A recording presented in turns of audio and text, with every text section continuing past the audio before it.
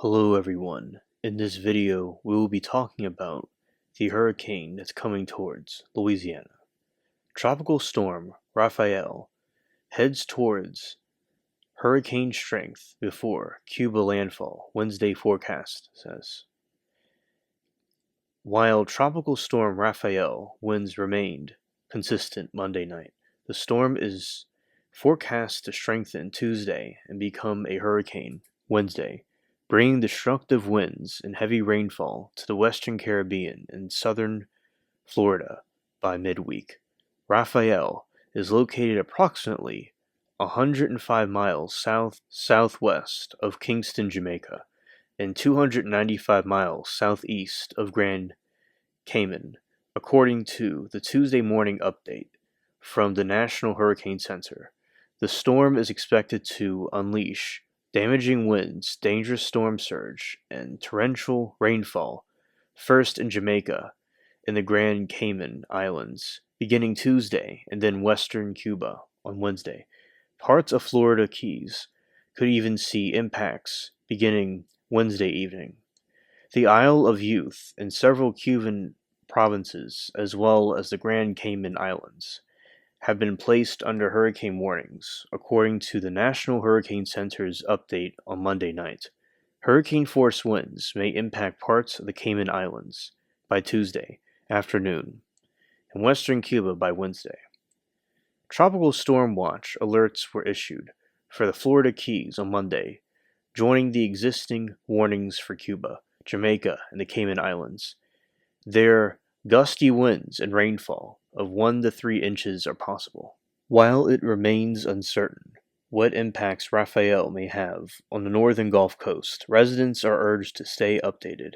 Heavy rain through midweek is expected across the western Caribbean, including Jamaica and Cuba, raising the risk of flooding and landslides, with rainfall spreading into Florida, southeast later this week. Shifts in the storm's trajectory could significantly impact flood risks across Florida and the southeast. Quote, "It is too soon to determine what, if any, impacts Rafael could bring to portions of the northern Gulf Coast," the National Hurricane Center stated.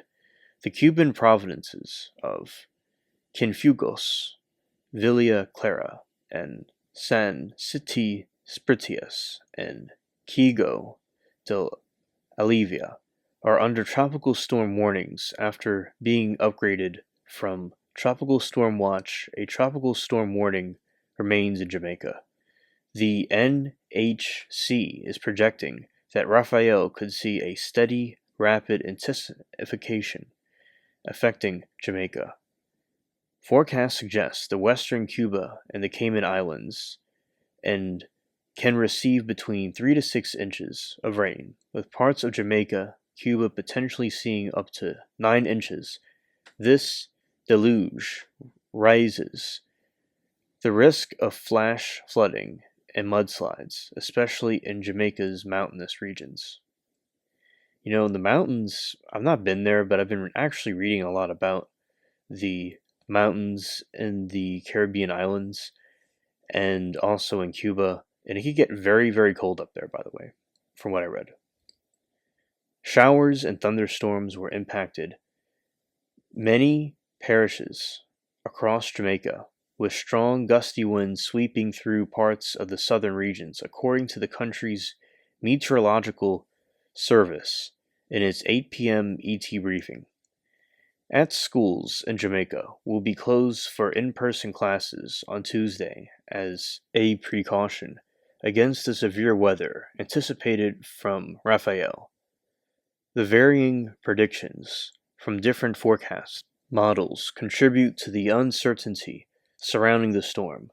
One model expects Rafael to make landfall in western Cuba and then move northwest toward the U.S., while another indicates potential leftward turn in the Gulf, which would weaken the storm or result in landfall in northeast Mexico.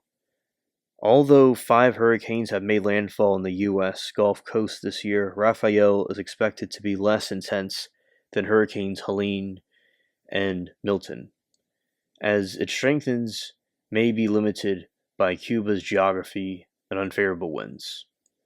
Though tropical activity generally decreases in November, storms can still develop, and landfalls in the U.S. during this month are uncommon.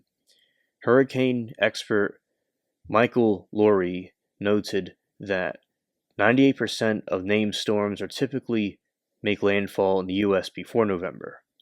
Tropical storm Rafael will also create rough seas and significant storm surge, with expected undulation of up to 3 feet in the Cayman Islands and as much as 9 feet in western Cuba above normal tide levels.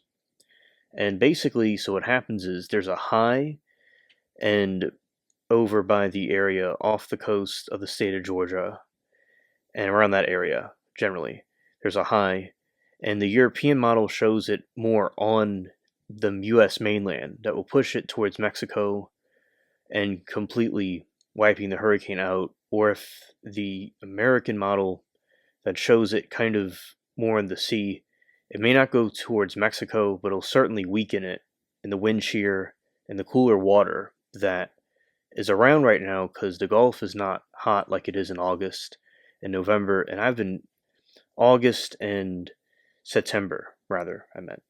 And you see, basically, you have a situation where the usually doesn't happen this month, but what happens is it seems more warmer, and it's warmer down there in the Caribbean, but it's not warm up here. So when it goes into the Gulf, it's going to weaken because it's much cooler. And with the wind shear and all, the hurricane will most likely just dissipate and disappear, and it'll just be a rainstorm. So it's not going to be anything serious, in my opinion. And that is this update for this hurricane so far, and it's wild seeing one in November. Comment your thoughts below if you have any. Thank you.